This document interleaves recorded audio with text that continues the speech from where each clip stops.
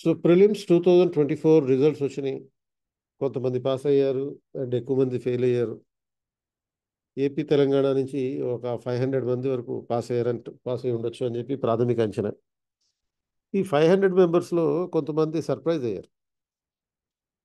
ఎందుకనంటే they have only 80 days because they are not completely prepared. ముందు నుంచి preparation పూర్తి స్థాయిలో లేకపోవడం వల్ల ఈ సర్ప్రైజ్కి గురవడం జరిగింది. ఇప్పుడు ఉన్నదేమో 80 రోజుల time. So they are now clueless about what to do and what not to do. So అయితే వీళ్ళకి ముందు మాత్రం చాలా సిలబస్ ఉంది చేయడానికి, ఇంకా చాలా పనులు కూడా ఉన్నాయి. సో ఈ 2024-25 యూపీఎస్సీ మెయిన్స్ కాంటెక్స్లో 4th జూలై రోజున మార్నింగ్ 11:30కి UPSC ethics case study orientation class ఒకటి పెడుతున్నాము. అంటే how to write the case studies with scientific approach. అంటే మనకి కామన్ సెన్స్ అప్రోచ్లో కేస్ స్టడీస్ రాయొచ్చు. అలా కాకుండా సివిల్ సర్వీస్ కాండక్ట్ రూల్స్ని బేస్ చేసుకుని, తర్వాత కాన్స్టిట్యూషనల్ ప్రొవిజన్స్ బేస్ చేసుకుని, సోషల్ లెజిస్లేషన్స్ అంటే విమెన్ లాస్, చిల్డ్రన్ లాస్, లేకపోతే ఎస్సీ ఎస్టీ లాస్, వీటిని బేస్ చేసుకుని ఆన్సర్స్ ఎలా రాయాలి, ఈ కేస్ స్టడీస్కి ఆన్సర్స్ ఎలా రాయాలి అనే ఒక ఓరియంటేషన్ సెషన్ తీసుకుంటాను. Classroom session would be at RTC cross road, మన సంధ్యా థియేటర్ పక్కన ఆర్టీసీ క్రాస్ రోడ్లో మనకి 21st సెంచరీ అకాడమీ ఉంది అక్కడ. ఇక ఆన్లైన్లో మీరు జూమ్లో కూడా అటెండ్ అవ్వచ్చు. జూమ్ ఐడి అండ్ పాస్వర్డ్ కూడా ఇచ్చాను. ఇది స్క్రీన్ షాట్ తీసుకోండి మీ. సో ఇక్కడ మీరు చేయాల్సింది ఏంటంటే, ఎవరైతే పాస్ అయి సర్ప్రైజ్లో ఉన్నారో, you should not give up at any circumstances. We don't know what happens, ఏం జరుగుతుందో మనకి తెలియదు ఎట్టి పరిస్థితుల్లో అయినా సరే. అంటే remember that 2020 world cup final 10 seconds have change the fortunes completely.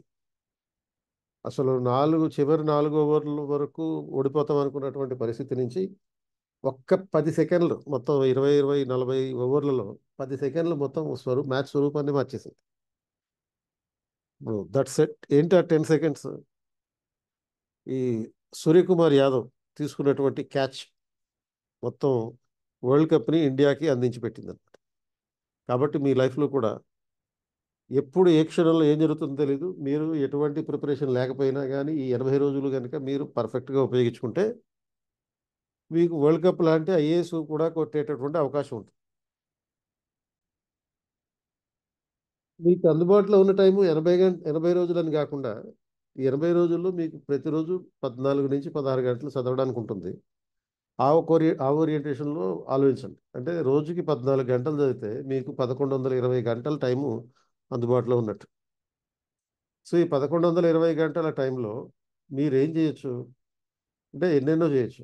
అంటే ఈ 1120 గంటల టైంని మీరు ఒక్కొక్క సబ్జెక్ట్కి 74 గంటల పాటు కేటాయించవచ్చు. అంటే సుమారుగా 15 గంటలు ఉంటాయని, 15 రకాల సబ్జెక్టులు ఉన్నాయనుకుంటా. సో మీరు ఇప్పుడు ఏం చేయాలంటే ప్రీ ఫర్ మెయిన్స్, అంటే ప్రీ అంటే ప్రిలిమ్స్ కాదు, పీవైక్యూ రివర్స్ ఇంజనీరింగ్ అంటే అదేంటో చెప్తాను. పీవైక్యూ రివర్స్ ఇంజనీరింగ్ అంటే ఏంటో చెప్తాను. Prioritise your preparation strategies. అంటే ఎక్కువ ప్రయారిటీ దేనికి ఇవ్వాలి, తక్కువ ప్రయారిటీ దేనికి ఇవ్వాలి, అసలు ప్రయారిటీ ఇవ్వాల్సిన అవసరం లేనిది ఏంటి, ఇవన్నీ చేసుకోవాలి. తర్వాత రైటింగ్ ప్రాక్టీస్ చేయండి. సో ఈ ప్రీ మెయిన్స్ అంటే ఏంటి అంటే, ప్రీ మెయిన్స్ అంటే పీవైక్యూ రివర్స్ ఇంజనీరింగ్. అంటే దీంట్లో ఏం చేయాలి, పీవైక్యూస్లో ఏవైతే ఉన్నాయో ప్రతి సబ్జెక్ట్కి సంబంధించి, ఈచ్ పేపర్కి సంబంధించి పీవైక్యూస్ చూడండి. అంటే పేపర్ 1, 2, 3, 4, అలాగే మీకు ఆప్షనల్కి సంబంధించినటువంటి పేపర్ 1, 2. తర్వాత prepare pointers notes on those topics. అంటే ప్రతి టాపిక్కి సంబంధించి, అంటే మనకి పీవైక్యూ చూసినప్పుడు ఆ క్వశ్చన్ ఆధారంగా మనం ఒక పాయింటర్స్ తయారు చేసుకోవాలి. అంటే ఇప్పుడు సపోజ్ మనకి 2023 క్వశ్చన్ పేపర్లో e governance have certain challenges అనేటటువంటి ఒక క్వశ్చన్ ఇచ్చాడు. కాబట్టి మనం ఏం తయారు చేసుకోవాలి, ఆ ఈ గవర్నెన్స్ అంటే ఏంటి, ఈ గవర్నెన్స్లో ఉన్న ఆపర్చునిటీస్ ఏంటి, అడ్వాంటేజెస్ ఏంటి, ఛాలెంజెస్ ఏంటి, లిమిటేషన్స్ ఏంటి, గవర్నమెంట్ మెజర్స్ ఏంటి, what is the further action required, ఇటువంటి ఒక పాయింటర్స్ మాత్రమే నోట్స్ తయారు చేసుకోవాలి. Don't go in to the detail, only points మాత్రం. ఆర్ అదర్వైజ్ మీకు పేపర్ 1లో సోషల్ ఇష్యూస్లో భాగంగా what are the reasons for the suicides by the young women అని క్వశ్చన్ అడిగారు. సో మీరు ఓన్లీ యంగ్ ఉమెన్ అని కాకుండా సూసైడ్స్ అనే టాపిక్ తీసుకోండి. తీసుకుని జనరల్గా సూసైడ్స్కి రీజన్ ఏంటి, national crime record bureau statistics ఎలా ఉన్నాయి, ఆ తర్వాత ఈ సూసైడ్ టెండెన్సీకి వచ్చేటటువంటి ఇంప్లికేషన్స్ ఏంటి, సూసైడ్లు కనుక ప్రయత్నం చేస్తే వచ్చి వాళ్ళ ఫ్యూచర్ మీద ఎలాంటి ప్రభావం ఉంటుంది. సో ఇటువంటి అంశాలన్నీ చూడండి. అలాగే మోర్ స్పెసిఫిక్గా గత సంవత్సరంలో 2023లో స్టూడెంట్ సూసైడ్స్ అనేవి చాలా జరిగినాయి. అంటే మొత్తం సూసైడ్లో స్టూడెంట్ సూసైడ్సే ఆల్మోస్ట్ ఒక 42% వరకు ఉన్నాయి.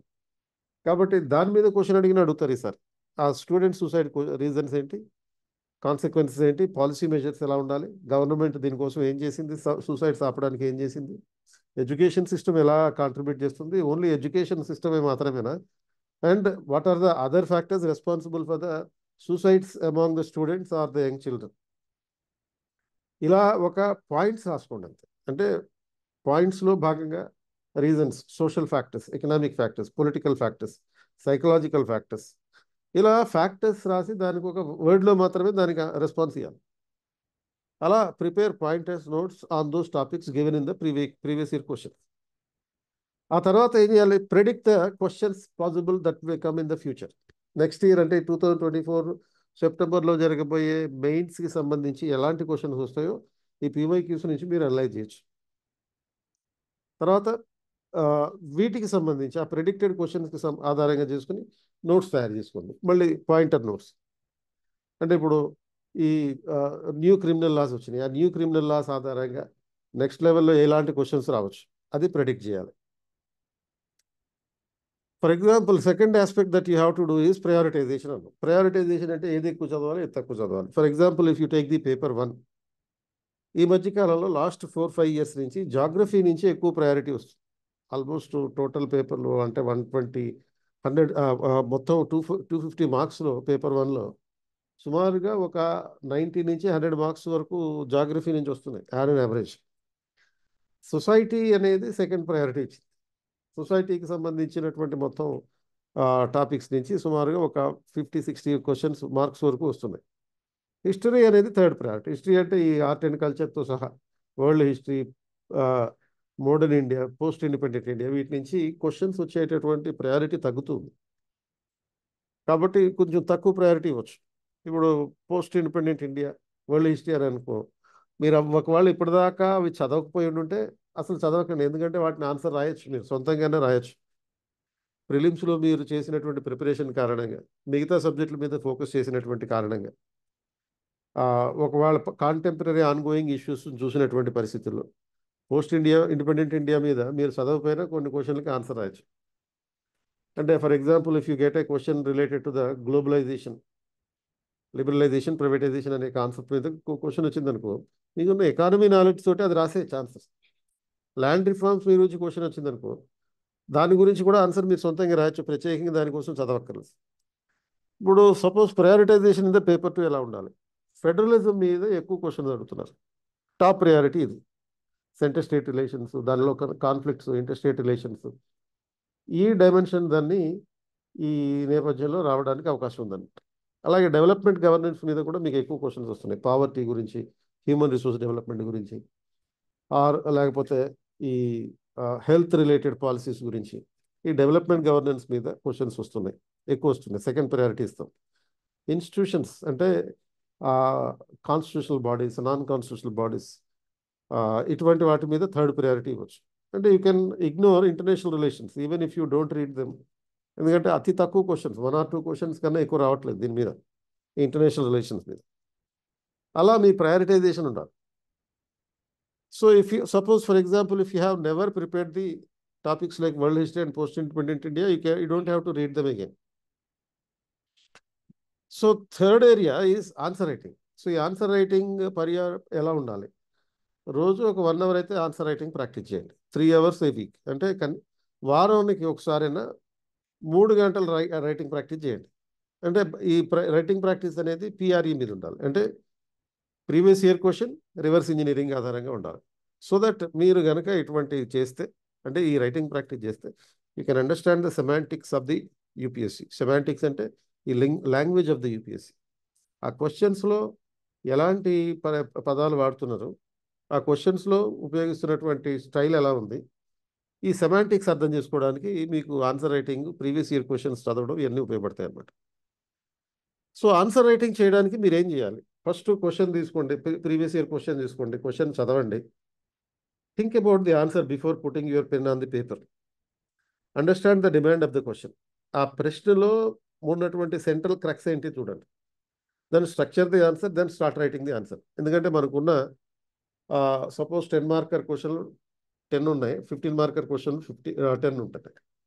కాబట్టి మీరు ఏం చేయాలంటే 10 మార్కర్ క్వశ్చన్స్కి ఆన్సర్ని 7 మినిట్స్లో రాయాలి. 70 మినిట్స్ అక్కడికి పోతుంది. అండ్ తర్వాత అదేవిధంగా 15 మార్కర్ క్వశ్చన్స్కి 250 వర్డ్స్లో ఆన్సర్ని మీరు 9 to 10 మినిట్స్లో రాయాలి.